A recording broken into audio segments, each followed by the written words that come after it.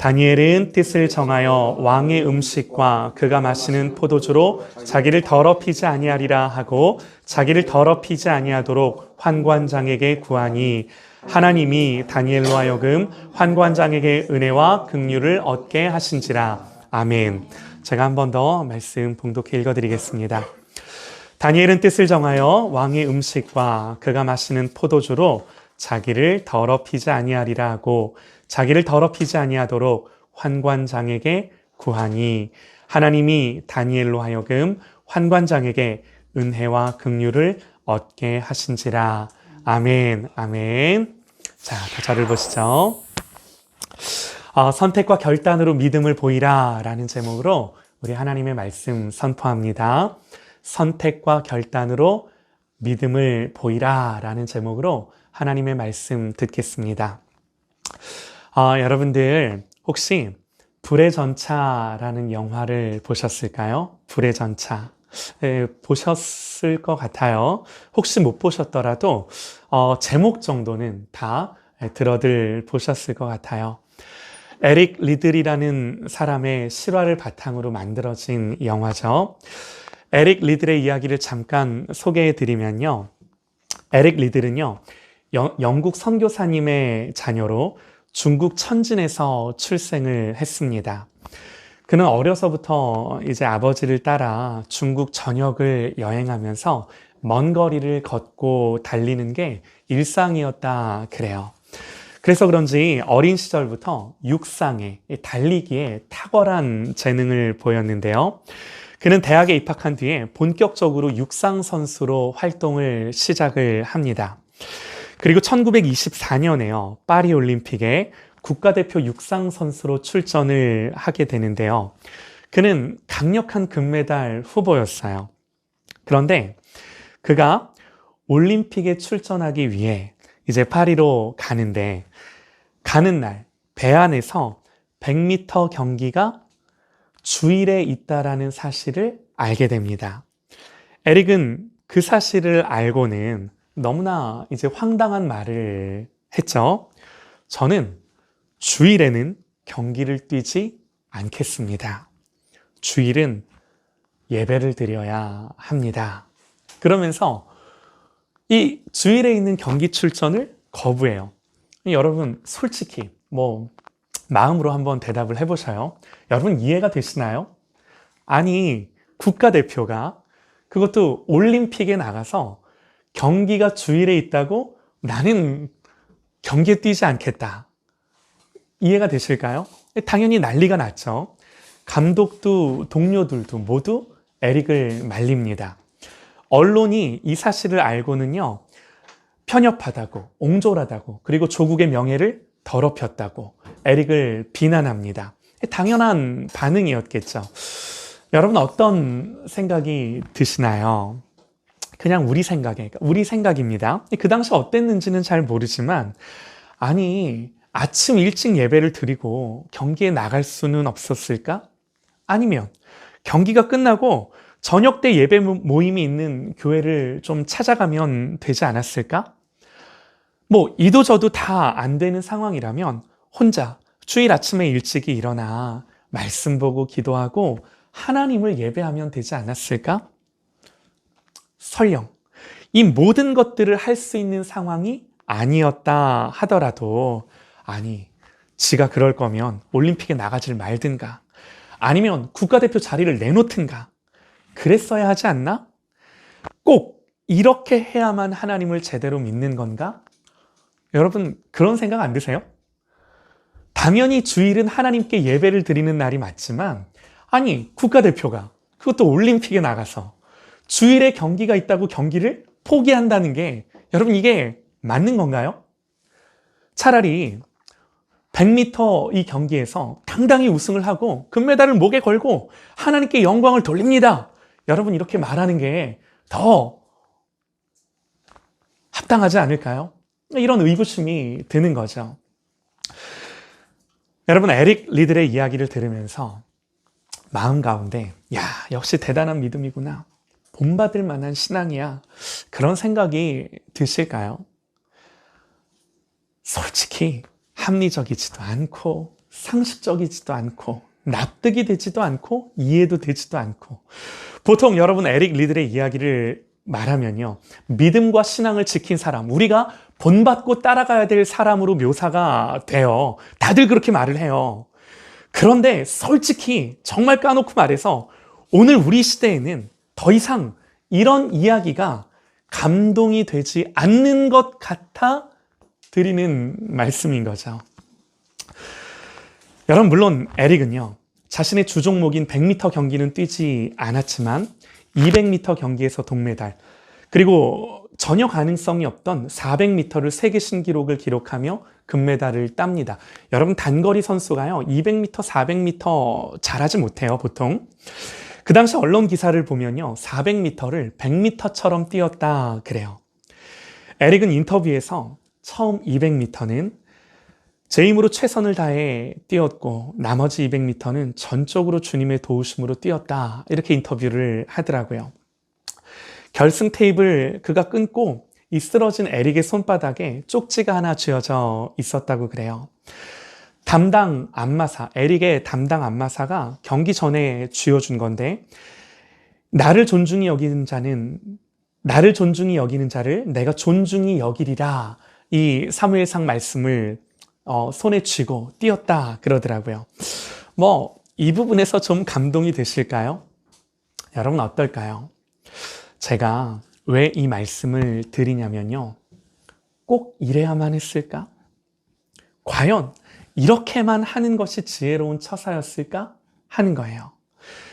인터넷에서요. 에릭 리드를 검색해보면 금메달을 포기하고 주의를 지켰던 사람 이렇게 나옵니다. 모든 글이 그를 칭송합니다. 모르겠어요. 정말 모두가 다 금메달을 포기하고 주의를 지킨 게 감동이 되어서 우리도 그렇게 해야겠구나 하는 생각을 갖고 그를 칭송하는 건지 아니면 속으로는 뒤에서는 아니 꼭 이렇게 하는 것만 신앙인가? 하나님을 믿는다는 것을 꼭 이렇게만 표현해야 했나? 이런 의구심을 갖고 있는 것은 아닌지 아침 일찍 예배드리고 경기에 나가든지 아니면 경기 끝나고 저녁 때 예배 모임이 있는 어떤 교회를 찾아가든지 아니면 혼자라도 말씀 보고 기도하면서 하나님을 예배하든지 이렇게 해야 됐던 거 아니야? 여러분 얼마든지 우리는 이렇게 생각할 수 있는 거예요. 여러분 올림픽에 나간 국가대표가 주일에 경기 있다고 경기를 포기하는 게 합당한가요? 꼭 이렇게 해야 하나님이 기뻐하는 신앙인가요? 여러분 어떠세요? 어떻게 생각하는 게 훨씬 합리적이고 지혜롭고 상식적인 건가요?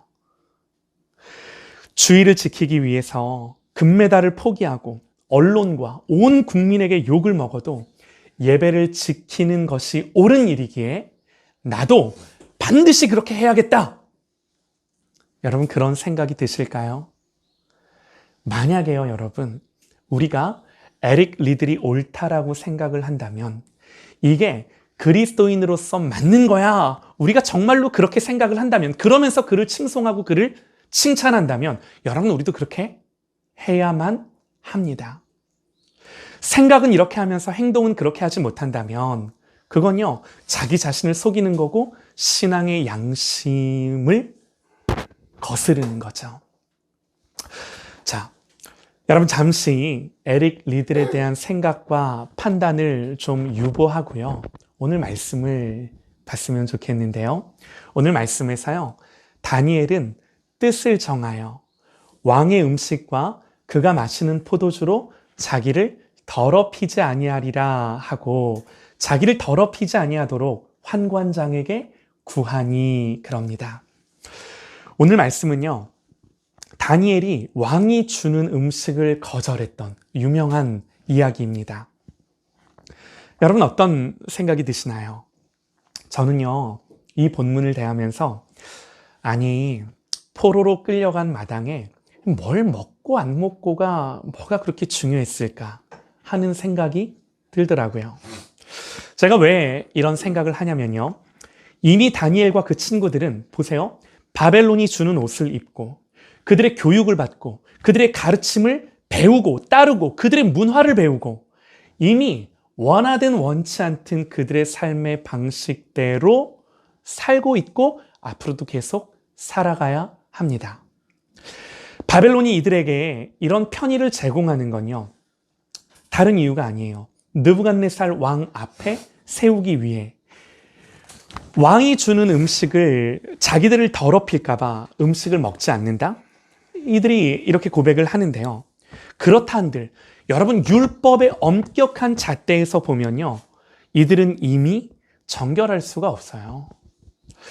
아니 이미 바벨론의 학문을 배우면서 자기들의 이름도 모두 다 이방 신들의 이름으로 불리고 바뀌고 그들이 주는 옷을 입고 그들이 제공하는 집에 살면서 이제 때가 되면요, 이들은 이 다니엘과 친구들은 바벨론의 왕 느부갓네살의 신하가 되어 그들을 위해 봉사하며 그들의 명을 따르는 삶을 살 수밖에 없는데, 이렇게 사는데 지금 당장 뭘 먹고 안 먹고가 그렇게 중요할까 싶은 거예요.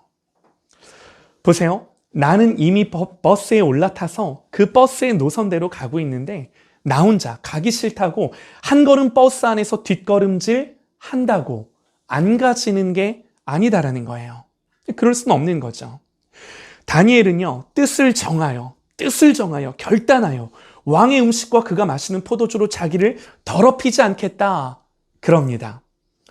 그냥 멋있어 보이기는 합니다. 그런데 이런 거죠. 그렇게 했다라고 해서 뭐가 달라지겠냐라는 거예요. 음식 하나 먹지 않았다고 실제로 달라지는 건 아무것도 없는 거예요. 이 대세를 거스를 만한 일이 아니다라는 거예요. 왕이 주는 음식이 자기를 더럽힐까 봐 먹지 않겠다 그러는데요. 율법이 금하는 음식이 그 안에 있었겠죠. 그러면 율법이 허락하는 다른 고기들은 먹을 수 없었던 걸까요? 또 우상 앞에 드려졌던 제물이었을 수도 있었겠죠. 그러면 여러분 다른 음식들, 채소라고 우상 앞에 드려지지 않은 음식들이라는 보장이 있을까요? 이런 식으로 자기를 더럽히지 않으려 한다면 저들이 주는 모든 음식을 다 거절하고 먹지 말았어야 해요. 이런 생각이 말씀을 읽으며 한켠에 드는 거죠. 또 보세요 여러분. 이들이 열흘 동안 채식을 먹고 말씀이 뭐라고 그러냐면 얼굴이 더욱 아름답고 살이 더욱 윤택하여 왕의 음식을 먹는 다른 소년들보다 더 좋아 보인지라 그럽니다. 여러분 이 말씀을 한번 곰곰이 생각을 해보시죠. 아니 나라가 이미 망했고 자기들은 부모와 고향 떠나 포로로 끌려왔는데 여기서 고기 안 먹고 채식 먹어서 얼굴이 윤택해지고 살이 윤택해진 게 여러분 뭐가 그렇게 대세를 바꿀 만큼 중요한 사건이었겠느냐 하는 거예요. 이게 정말 우리가 감동받을 만한 일인가? 여러분 이쯤 되면요, 아니 목사의 설교가 이래도 되나? 여러분 그렇지 않으세요? 여러분 제가 에릭 리들의 이야기를 하면서 또 오늘 다니엘의 이야기를 하면서 이런 말씀을 드리는 건요, 제가 드리는 이런 말이 오늘 우리 시대의 합리적인 생각, 많은 그리스도인들이 뜻을 정하기보다 그 뜻을 정하는 데 있어서 너무나 많은 여러 가지 합당한 이유들을 생각해내는 방법들이기 때문에 제가 지금 이런 말씀을 드렸어요. 여러분 우리가요, 생각으로는 에릭 리들이나 다니엘이나 대단한 신앙이라고 생각할지 모르나, 생각은 그렇게 할지 모르나 나 같은 사람이 따라야 할 일은 아니라고 너무나도 당연하게 쉽게 생각하는 거죠. 그리고 실제로 내가 에릭 리들처럼 다니엘처럼 하지 않아도 되는 수많은 합당한 이유들, 너무나도 합리적인 이유들을 우리는 갖고 있는 거예요. 우리가 타협하면서요, 한 발 한 발 물러설 때 갖는 생각들이 제가 앞에서 말씀드린 그런 생각들인 거죠. 훨씬 더 상식적이고요, 훨씬 더 지혜롭고요, 훨씬 더 합리적이고요, 훨씬 더 말이 돼요.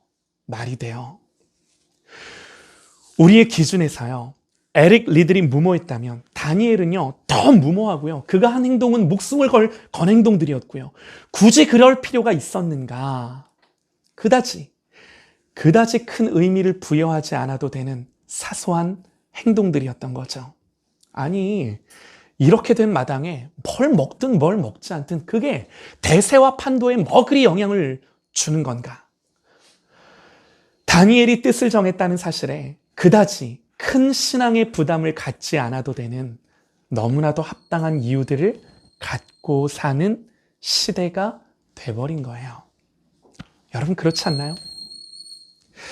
다니엘이 뜻을 정한 것을 두고 감동이 될지는 모르나 실제로 우리의 현실 속에서는 내가 굳이 뜻을 정하지 않아도 될 만한 수많은 합당한 이유들이 있는 거죠.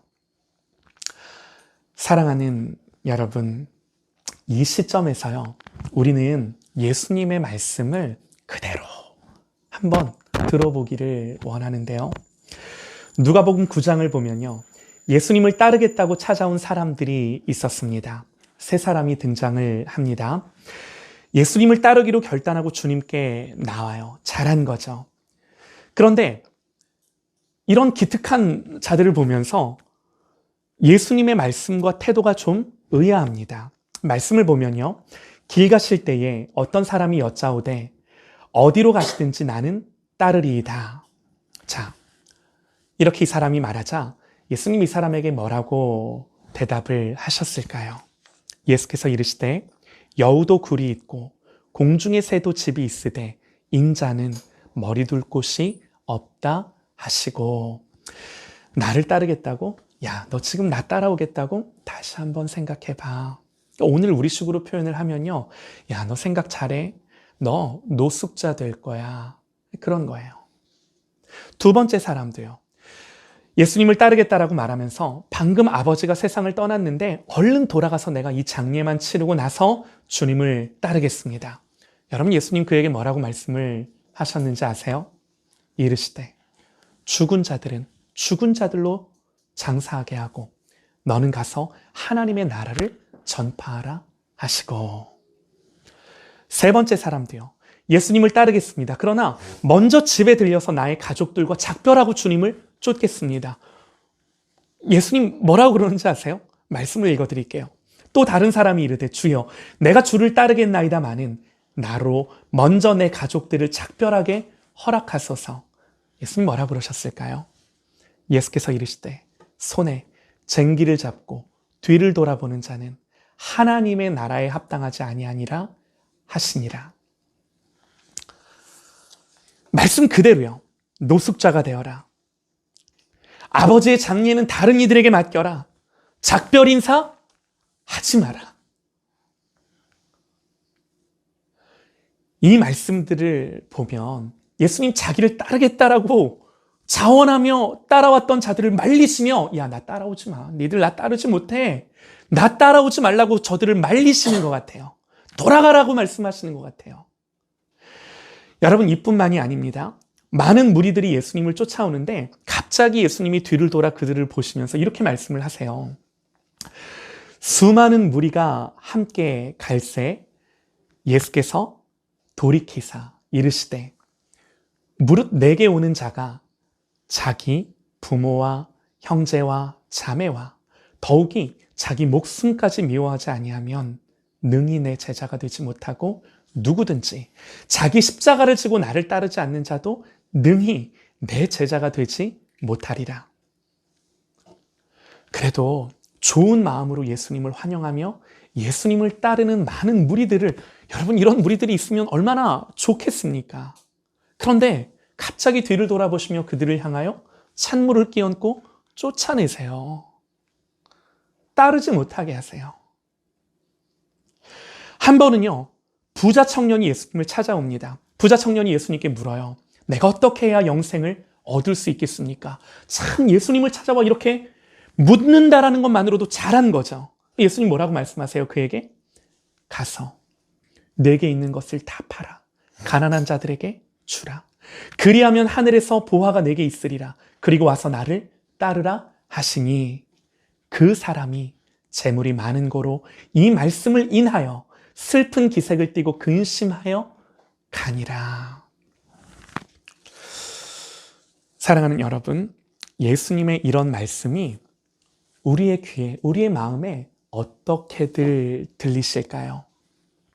나와는 상관없는 말씀인가요? 아니면 오늘 우리에게도 그대로 적용되는 하나님의 영원 불변하신 말씀인가요?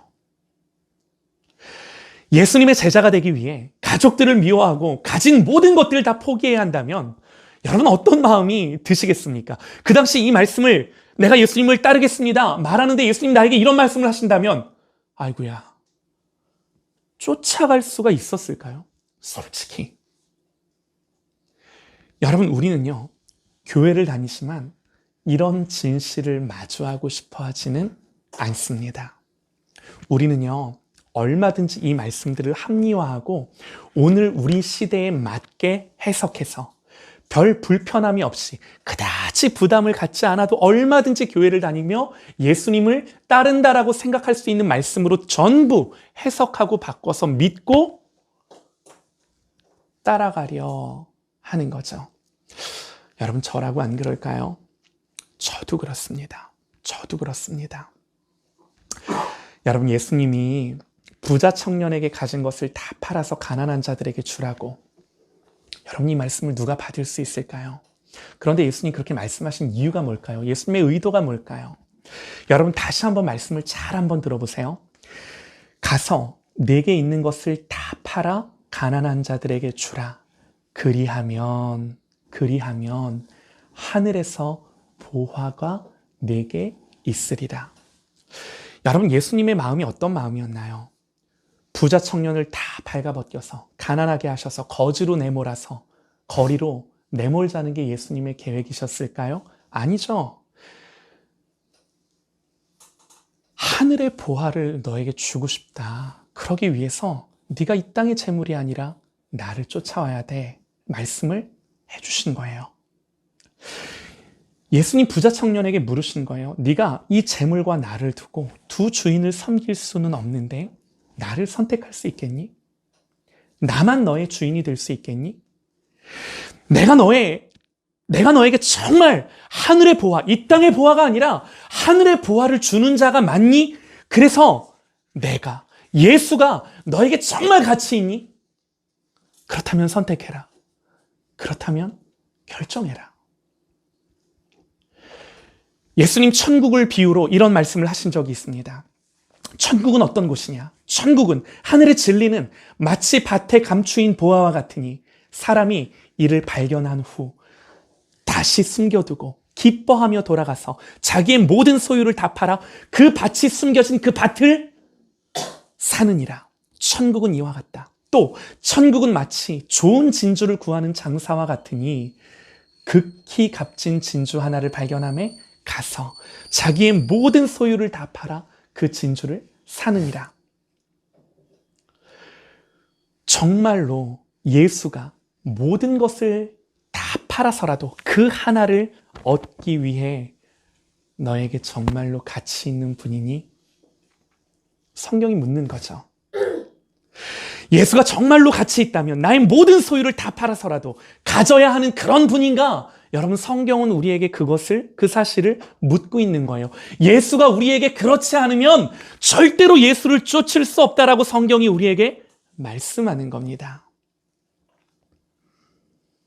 사랑하는 여러분, 그렇다면 우리가 교회를 다니며 예수를 그리스도와 주로 고백하며 예수님을 믿는다라고 말을 하며 고백할 때에 우리의 삶에서 우리의 모든 선택과 결정들은요, 설령 실패하고 넘어질 수는 있으나 뭐 해야 되는 거예요? 가다가 실패하고 넘어지는 저와 여러분 되시기를 소망합니다. 네, 실패하고 넘어질 수는 있어요. 그러나 가다가 실패하고 넘어져서 또 예수님 일으켜 주심을 경험하며 또 쫓아가는 거예요. 여러분, 에릭 리들은요, 주일에 100m 경기를 나가지 않았습니다. 그는 나중에 이사야 40장의 말씀을 가지고 간증을 해요. 이런 간증을 해요. 피곤한 자에게는 능력을 주시며 무능한 자에게는 힘을 더하시나니 소년이라도 피곤하며 곤비하며 장정이라도 넘어지며 쓰러지되 오직 여호와를 앙망하는 자는 새 힘을 얻으리니 독수리가 날개치며 올라감 같을 것이요. 그러면서 다름질하여도 이 사람이 곤비하지 아니하겠고 걸어가도 피곤하지 아니하리로다. 여러분 보세요. 누군가에게 에릭 리들은 편협해 보였을 것입니다. 누군가에게는 에릭 리들이 그저 율법주의자로 보였을 것입니다. 누군가는 그저 미쳤다고 얘기했을 것입니다. 또 누군가에게는 아니 경기 전에 교회를 가든 아니면 경기를 마치고 저녁 때 예배 모임이 있는 교회를 찾아가든 하면 됐을 일이라고 누군가는 그렇게 말했을 것입니다. 그러나 여러분 에릭 리들에게는 그가 이렇게 간증을 합니다. 내가 달리는 이유는 오직 하나님을 예배하기 위함이라고. 내가 달리는 이유는 하나님을 예배하기 위함이요. 하나님이 예배를 받으시기 위함이라고. 그렇지 않으면 미안하지만 정말 미안하지만 나에게는 아무런 의미가 없었다고. 뛰는 것이 기쁘지도 않고 금메달을 목에 걸었다 한들 그것이 하나님을 예배하지 않는 거라면 나에게는 아무런 의미가 없는 것이었다고. 사랑하는 여러분, 누가 이 사람 안에 있는 하나님을 향한 사랑을 이해할 수 있었겠습니까? 예수님이 언젠가 식사를 하시는데요. 한 번은 어떤 여인이 들어와 향유가 든 옥합을 주님의 발 앞에서 깨뜨려 그 안에 있는 향유로 주님의 발을 닦기 시작합니다. 주변 사람들이 깜짝 놀라요. 주위에 많은 사람들, 심지어 제자들까지도 아니 왜 이것을 깨뜨려 허비하느냐 그래요. 성경에 낭비하느냐 그래요. 여러분 맞는 말 아닌가요? 여러분 이거 팔면 가난한 사람들, 수많은 어려운 사람들이 끼니를 해결하고 도움을 받을 수 있는 그런 값어치가 있는 향유예요. 근데 그 자리에서 깨뜨려 예수님의 발을 닦는데 써버려요. 예수님 뭐라고 말씀하셨을까요? 예수님 한 말씀 하세요. 가만두어라. 이 여인을 괴롭히지 말아라. 이 안에 있는 누구보다 나를 향한 사랑이 이 여인에게 많다. 그러세요. 사랑하는 여러분, 이 사랑에서 나온 결단과 다짐들, 우리가 머리로 생각하며 합리적이고 합당하고 더 상식적이고 맞는 것 같고, 그러나 이 상식과 이 합리적인 것들을 뛰어넘는 여호와 하나님에 대한 사랑으로 성경의 인물들이 하나님을 예배했음을 우리가 말씀을 통해 보는 거예요. 오늘 말씀은요, 다니엘은 뜻을 정하여 왕의 음식과 그가 마시는 포도주로 자기를 더럽히지 아니하리라 하고 자기를 더럽히지 아니하도록 환관장에게 구합니다. 이것은 목숨을 내놓는 일이었을 거고요. 이게 받아들여질까? 포로인 주제에 왕의 음식을 더럽다고 거절을 하는 일이 가능할까? 그리고 이렇게 한다 한들, 이 무모해 보일 뿐만 아니라 이렇게 한다 한들 대세와 판도에 뭐가 달라지는 게 있을까 싶은 그런 일이에요. 그러나 다니엘은 그 바벨론 한복판에서 하나님을 향하여 뜻을 정합니다. 그랬더니요, 오늘 말씀에요, 하나님이 다니엘로 하여금 환관장에게 은혜와 긍휼을 얻게 하신지라. 하나님이 은혜와 긍휼을 얻게 하신지라. 사랑하는 여러분, 우리는 합리적인 걸로 예수를 믿는 자들이 아닙니다. 내 머리로 생각한 것을 가지고 주님을 쫓는 사람들이 아닙니다. 나에게 불리하고 손해를 보고 잃어버리는 것들이 더 많은 그것을 선택한다 하더라도 하나님이 주실 은혜만을 기대하며 바라보며 선택하고 결정하는 것, 합리를 넘어서, 상식을 넘어서 미쳤다고, 세상은 미쳤다고 말하는 그것을 이따금씩 선택해야 하는 하나님이 그 자리에 우리를 놓아두세요. 반드시 놓아두세요. 그때 우리가 이 은혜만을 바라보며 이 은혜만 나를 살리기에 전심으로 예수를 따르기를, 모든 것들을 다 뒤로 하고라도 예수가 가장 귀하기에 다 잃어버리고라도 예수 하나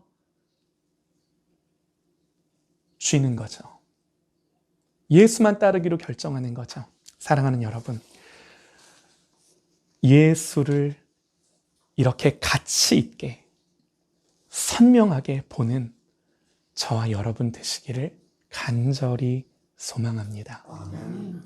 예수만, 모든 것을 잃어버려도 얻어야만 하는 그 한 가지, 그 하나로 우리가 볼 수 있는 이 가치, 거기에 대한 사랑, 열망이 우리 안에 일어나기를 간절히 소망합니다. 아멘.